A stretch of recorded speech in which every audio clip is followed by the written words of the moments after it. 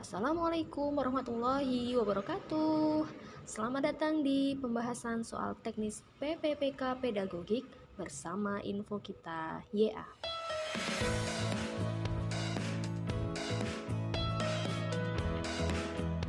Baiklah teman-teman, sebelum lanjut, mohon like video ini dan subscribe channel ini agar mendapatkan notifikasi pembahasan soal-soal lainnya di channel info kita YA. Selamat bergabung. Dan bagi yang belum tahu, silahkan kunjungi playlist khusus pembahasan soal-soal PPPK lainnya di channel Info Kita IA. Dan linknya ada di deskripsi ya. Baiklah, ini ada kisi-kisi tes PPPK pedagogik. Salah satunya, diberikan deskripsi tentang gaya belajar siswa tanpa menyebut nama gaya belajar dalam pembelajaran dan dapat menentukan jenis teori belajar kognitif dalam pembelajaran. Nah, sebenarnya teori belajar sendiri itu ada 6. Yang pertama ada kognitif, yaitu menekankan proses berpikir sehingga guru itu ngajak berpikir muridnya. Sedangkan teori belajar yang kedua ada teori belajar konstruktivisme atau siswa dibiarkan mikir sendiri atau siswa dibiarkan berpikir sendiri. Yang ketiga ada teori belajar behaviorisme, yaitu siswa mau belajar kalau dikasih permen atau dikasih pukulan atau dikasih stimulus respon ya, behavioris. Lalu yang keempat ada teori belajar humanisme, siswa diajari menjadi manusia yang benar atau memanusiakan manusia, cara menghormati manusia bagaimana, cara menghormati guru bagaimana, dan lain sebagainya. Lalu yang kelima ada teori belajar sosial atau siswa belajar mencontoh orang lain atau menjadikan orang lain itu sebagai model. Yang terakhir atau yang keenam ada teori belajar sibernetik, yaitu teori belajar yang berbasis IT. Nah, di pembahasan kali ini kisi-kisinya adalah dapat menentukan jenis teori belajar kognitif dalam pembelajaran. Sedangkan teori kognitif atau teori belajar kognitif itu lebih mementingkan proses belajar daripada hasil belajarnya, atau siswa tadi diajak berpikir oleh gurunya. Nah, tokoh dari teori belajar ini ada 5, ada Jean Piaget, ada Bronner, ada Ausubel, ada Gagne, ada Norman. Nah, itu tadi tokoh-tokohnya. Namun biasanya yang sering keluar itu adalah tahap-tahap perkembangan anak atau tahap-tahap perkembangan siswa, yaitu oleh Jean Piaget. Langsung saja kita ke contoh-contoh soalnya. Anak telah mampu menggunakan bahasa dalam mengembangkan konsepnya. Walaupun masih sangat sederhana, tapi sering terjadi kesalahan dalam memahami objek. Ini terjadi pada tahap A. Praoperasional umur 2-4 tahun. B. Tahap intuitif umur 4-7 atau 8 tahun. C. Tahap operasional konkret. D. Tahap sensori motor. Nah, sebelum menjawab kita perlu membahas 4 tahap ini ya. Jadi Piaget atau Jean Piaget itu membagi tahap perkembangan kognitif menjadi 4. Yang pertama ada tahap sensori motorik, itu usia 0-2 tahun. Tahap ini juga disebut masa discriminating dan labeling. Pada masa ini kemampuan anak terbatas pada gerak-gerak refleks, bahasa awal, dan ruang waktu sekarang saja. Ciri tahap sensori motor antara lain A. Melihat dirinya sendiri sebagai makhluk yang berbeda dengan objek di sekitarnya. B. Mencari rangsangan melalui sinar lampu dan suara. C. Suka memperhatikan sesuatu lebih lama.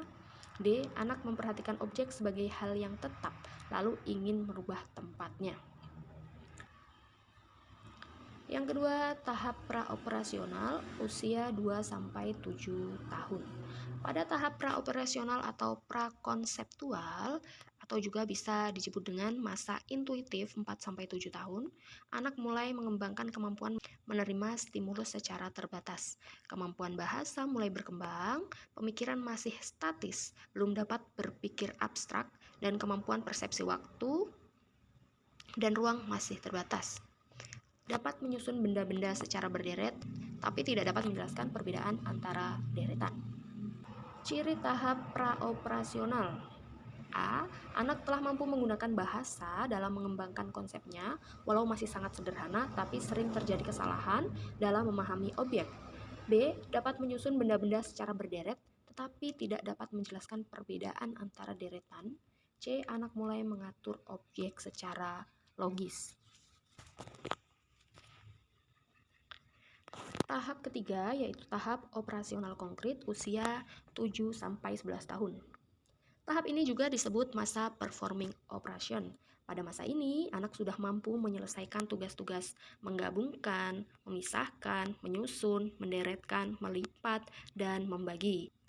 Anak juga sudah mulai menggunakan aturan-aturan yang jelas dan logis, dan ditandai adanya reversibel dan kekekalan. Jadi ini yang perlu ditekankan adalah aturan-aturan ya. Anak sudah menggunakan aturan-aturan yang jelas dan logis.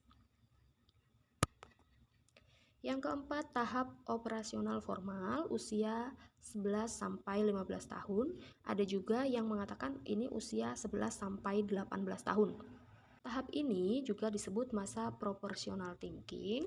Pada masa ini, anak sudah mampu berpikir tingkat tinggi, seperti berpikir secara deduktif, induktif, menganalisis, mensintesis, mampu berpikir secara abstrak, dan secara refleks, serta mampu memecahkan berbagai masalah. Jadi, kesimpulannya, semakin tinggi tahap perkembangan kognitif, itu semakin teratur dan semakin abstrak cara berpikirnya. Nah, kembali ke soal yang tadi, anak telah mampu menggunakan bahasa dalam mengembangkan konsepnya, walaupun masih sangat sederhana tetapi sering terjadi kesalahan dalam memahami objek. Ini terjadi pada tahap A. Praoperasional atau usia 2-7 atau 8 tahun.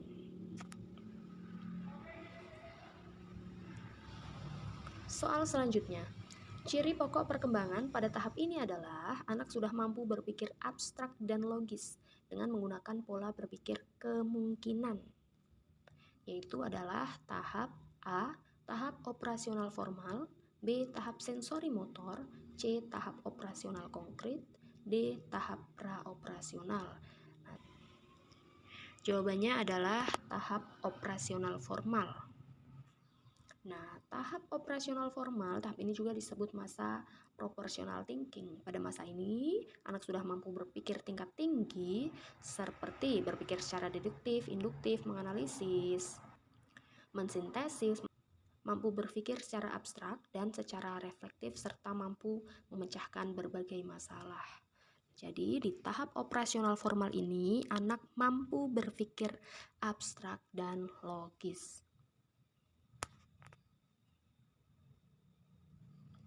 Soal selanjutnya, ciri pokok perkembangan pada tahap ini adalah anak sudah mulai menggunakan aturan-aturan yang jelas dan logis, dan ditandai adanya reversibel dan kekekalan, yaitu pada tahap A. Tahap operasional formal, B. Tahap operasional konkret, C. Tahap praoperasional, D. Tahap intuitif atau praoperasional. Langsung saja jawabannya adalah B. Tahap operasional konkret. Jadi pada tahap ini juga disebut masa performing operation. Pada masa ini anak sudah mampu menyelesaikan tugas-tugas menggabungkan, memisahkan, menyusun, menderetkan, melipat, dan membagi. Anak sudah mulai menggunakan aturan-aturan yang jelas dan logis dan ditandai adanya reversibel dan kekekalan. Nah, pada tahap operasional konkret ini yaitu usia 7 atau 8 tahun sampai usia 11 tahun. Soal selanjutnya, kemampuan proses berpikir anak untuk mengoperasikan kaidah-kaidah logika tetapi masih terkait dengan objek-objek yang bersifat konkret merupakan ciri-ciri kemampuan anak berumur A. 0-2 tahun, B. 2-7 tahun, C. 7-11 atau 12 tahun, D. 11 atau 12 sampai 14 atau 15 tahun. Tahap pertumbuhan anak ada 4. Kita ulangi lagi ya, biar ingat. Tahap sensori motor usia 0-2 tahun, tahap praoperasional umur 2-7 tahun, tahap operasional konkret umur 7 atau 8-11 atau 12 tahun. Yang terakhir, tahap operasional formal usia 11 atau 12 sampai 15 atau 18 tahun. Nah, kemampuan proses berpikir anak untuk mengoperasikan kaidah-kaidah logika, tetapi masih terkait dengan objek-objek yang bersifat konkret, merupakan ciri-ciri kemampuan anak pada tahap operasional konkret atau C, 7 tahun sampai 11 atau 12 tahun. Terima kasih sudah belajar bersama Info Kita ya. Semangat belajar dan selalu berdoa, jangan lelah belajar, jangan lelah berdoa. Semoga teman-teman lolos PPPK 2024. Amin amin ya robbal alamin. Jangan lupa like, komen, share, dan subscribe channel Info Kita ya. Saya akhiri. Wassalamualaikum warahmatullahi wabarakatuh.